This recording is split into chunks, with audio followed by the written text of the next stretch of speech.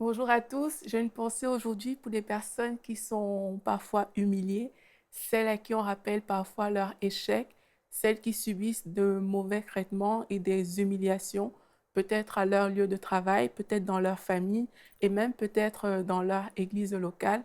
Alors la pensée que j'ai pour vous aujourd'hui, c'est juste de vous dire, ne vous laissez pas vaincre par le mal.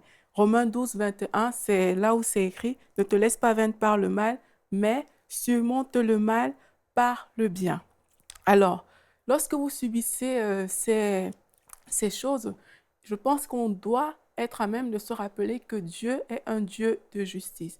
Dieu est juste et il défendra toujours notre cause. Et même vous pouvez vous dire, mais c'est moi, je suis fautif. On me rappelle mes échecs tous les jours, mais c'est vrai, j'ai effectivement échoué. Mais même si vous êtes fautif dans la situation que vous vivez, Dieu est tellement bon que même si c'est vous le coupable, Dieu va toujours venir à votre secours si vous lui demandez humblement et simplement avec un cœur sincère. Alors Colossiens 2 au verset 14 nous dit qu'il a effacé l'acte dont les ordonnances nous condamnaient et qui subissait contre nous et il l'a détruit en le clouant à la croix.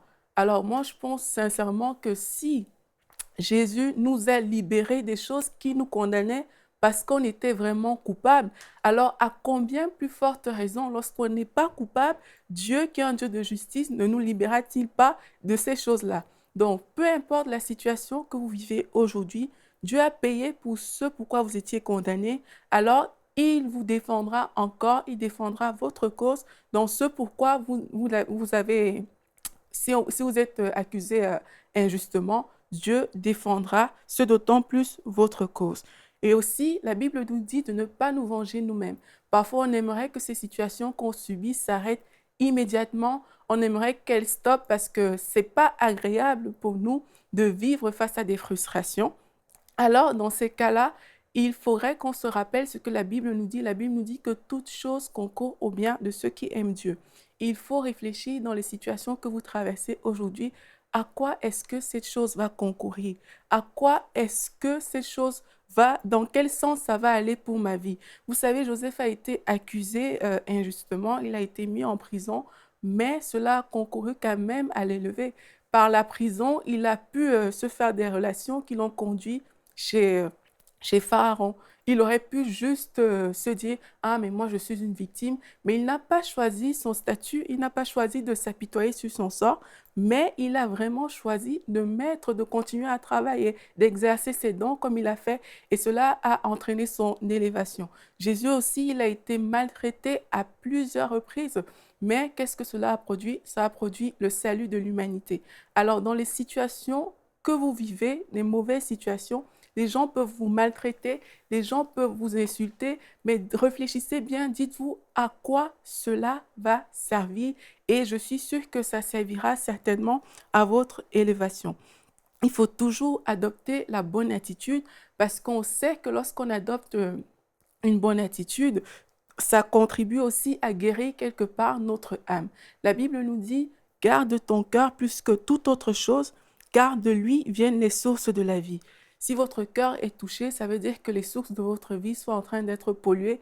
Donc, il faut vraiment essayer dans des situations comme ça de garder son cœur plus que tout. Ne pas se livrer à toutes sortes de critiques, à toutes sortes de murmures ou bien de commérages. Non, vraiment garder son cœur parce que non seulement si vous tombez dans la critique, par exemple, ça veut dire que votre cœur est touché. Et si votre cœur est touché, vous n'êtes pas en train de vous faire du bien à vous-même. Non seulement il y a quelqu'un qui a réussi à vous affecter par ses mauvaises paroles, mais vous affectez encore votre propre cœur en tombant dans la critique et dans les murmures. Du coup, il n'est plus gardé et vous êtes comme exposé. Donc, il y a vraiment une nécessité lorsque vous subissez des mauvais traitements de garder votre cœur plus que tout. Et on sait, la Bible nous dit de façon très claire comment se comporter lorsqu'on subit, avec des personnes qui nous font du mal. La Bible dit, par exemple, dans Matthieu 5, 44, mais moi je vous dis, aimez vos ennemis, bénissez ceux qui vous maudissent, faites du bien à ceux qui vous haïssent, priez pour ceux qui vous maltraitent et qui vous persécutent.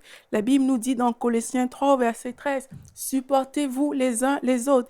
Et si l'un a sujet de se plaindre de l'autre, pardonnez-vous réciproquement, de même que Christ vous a pardonné, pardonnez-vous aussi. La Bible continue encore dans Romains 12, versets 18 à 19.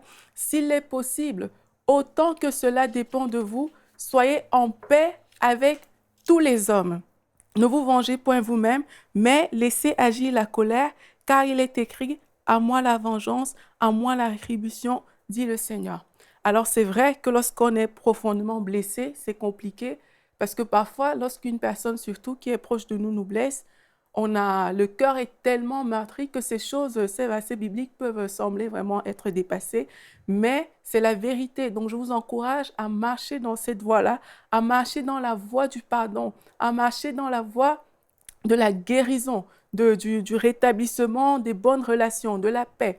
Comme ça, votre cœur à vous sera aussi gardé. Votre cœur sera protégé. Et si vous pensez que, voilà, la situation est trop grave, alors il ne s'agit pas de courir vite de façon hypocrite pour demander pardon parce que c'est écrit dans la Bible, mais si la situation vous peine vraiment, allez vers le Seigneur. Dites à Dieu, voilà, la blessure est trop profonde, c'est trop compliqué pour moi, je n'y arrive pas. Dieu est le berger de notre âme. Il sait mieux que nous ce dont on a besoin. Donc, ce qu'il va faire, il va nous guérir. Et lorsqu'on sera guéri, on pourra poser le pas de paix. On pourra aller vers les personnes qui nous ont fait du mal et on pourra leur dire, écoute, c'est vrai, ça a été dur pour moi, mais je te pardonne. C'est Dieu qui nous donne cette force-là.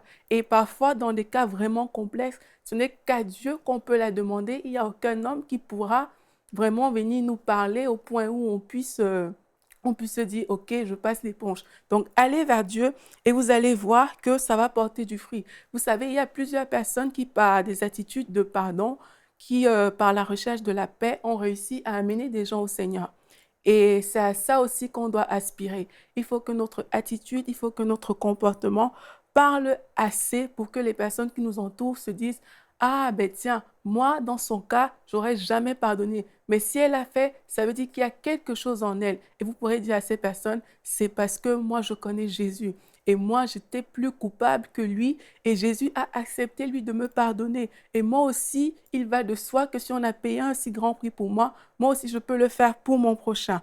Et lorsque vous allez commencer à faire ça, moi, je pense que votre cœur sera guéri. Il y a plusieurs choses bonnes qui vont vous arriver. Ne nous laissons plus vaincre par le mal, mais surmontons-le par le bien, comme la parole nous le demande. Soyez bénis. Pour aller plus en profondeur, vous pouvez lire et télécharger la version complète de cette pensée du jour sur le site enseigne-moi.com.